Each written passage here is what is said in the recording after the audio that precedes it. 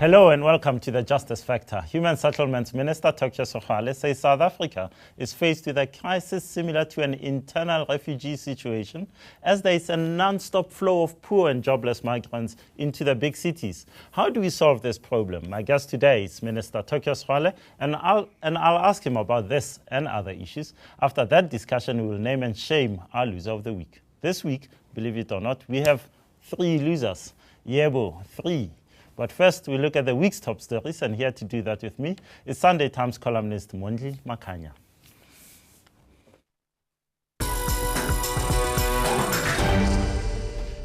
Mondli Makhanya, welcome to the show. It's always great to have you here. Let me start with an issue that you write about in the Sunday Times today. The dissolution, shall we say, by the ANC National Executive Committee of the ANC Youth League and the Limpopo ANC PEC. Is this a purge, or is the ANC just making things right in the organization? Look, on the face of it, it looks all legitimate. The Limpopo ANC has been problematic for some time. It is arguably the administration. No, but hold on. The Northwest ANC has been problematic. Indeed, for a long time. Yes. And the thing about it is that the Limpopo is arguably one of the most corrupt provinces in the country, and the ANC Youth League has also been very rebellious. So it has become dysfunctional. But then, that on the face of it, then you think, yes, it's a legitimate move. But then you look deeper, and as you say, the Northwest is probably the most faction-ridden province in the country. There have been shootings there, but then these 2 structures which were dissolved this week happen to be the 2 overt structures which overtly opposed the regime that won re-election in Mangaung. And they've been overtly against the current president, Jacob Zuma, and those around him. So those who say that it was just a cleanup, as Gode Mantashe say, and I think it would be a very short-sighted and disingenuous way of putting it, it's clearly a move now to consolidate power and to deal with those who were on the wrong side in Mangaung. But what are the repercussions of this sort of thing for unity in the ANC? Are we going to see more infighting as we saw in the run-up to Mangaung, or will this really just keep those 2 structures quiet and shoo them aside, and it will be happy? Well, I think what you have now is that you have the Zuma faction of the ANC. You're very much in control. They consolidated their power in Mangaung, and whoever opposed them was very, very soundly dealt with. I mean, like the margin in Mangaung was very clear.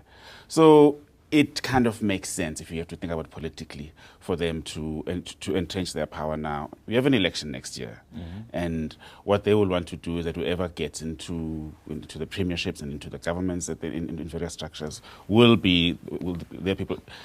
In the instance of the Youth League, I think the ANC wants a pliant Youth League. They want a Youth League that will be able to listen and dance to the tune of whoever sits at Luthuli House. So the leadership that will come into the Youth League, because all the contests now in both in Limpopo and in the Youth League will be engineered to make sure that the correct people get in. There is historical precedent for this sort of thing, and you write about it in your column. It's not the first time that the Youth League is shall we say, targeted by the leadership. Tell us a bit about that. Well, it was in the early days of the Youth League. The Youth League, the founding president of the Youth League, Anton Lembede, wrote about it actually in 1947, about the fact that there were people in the higher echelons of the ANC who were targeting the Youth League, who were seeing the Youth League as a problematic organization, and that those people were merely doing so to protect their own power.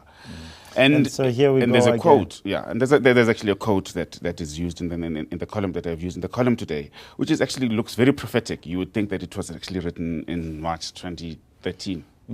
Let's move on. But one last thing, you spoke about the Zuma ascendancy in the ANC and in the NEC now.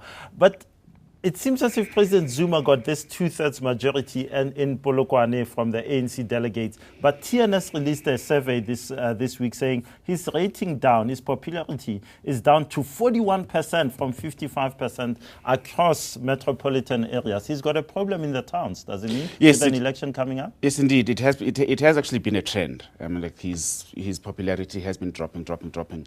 And if I was the ANC and it's the run-up to an election next year in about a year's time, you'd be worried about that. The face of your election campaign his popularity but the ANC's got Cyril Ramaphosa. That's the evidence.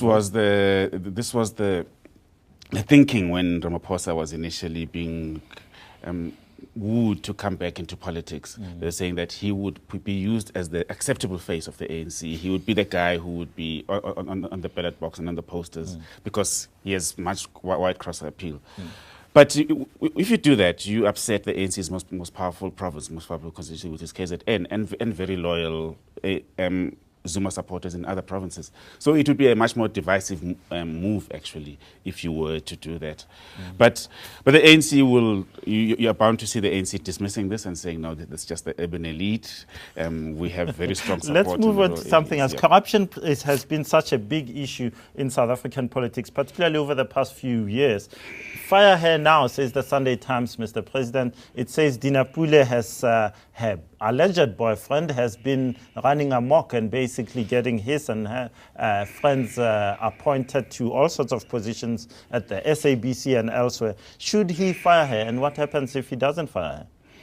You know, this story has been running for about 18 months now, and you know, Zuma was praised when he got rid of Sexwale and Begicele, kind of a couple of about a year and a bit back, and people said, no, this shows some decisiveness on his part. This is the most clearest bit of abuse of power, and there's a paper trail to show it, and there has been unwillingness to be proactive about it, and I think that perhaps he's taking his time as he did in the case of Sexwale.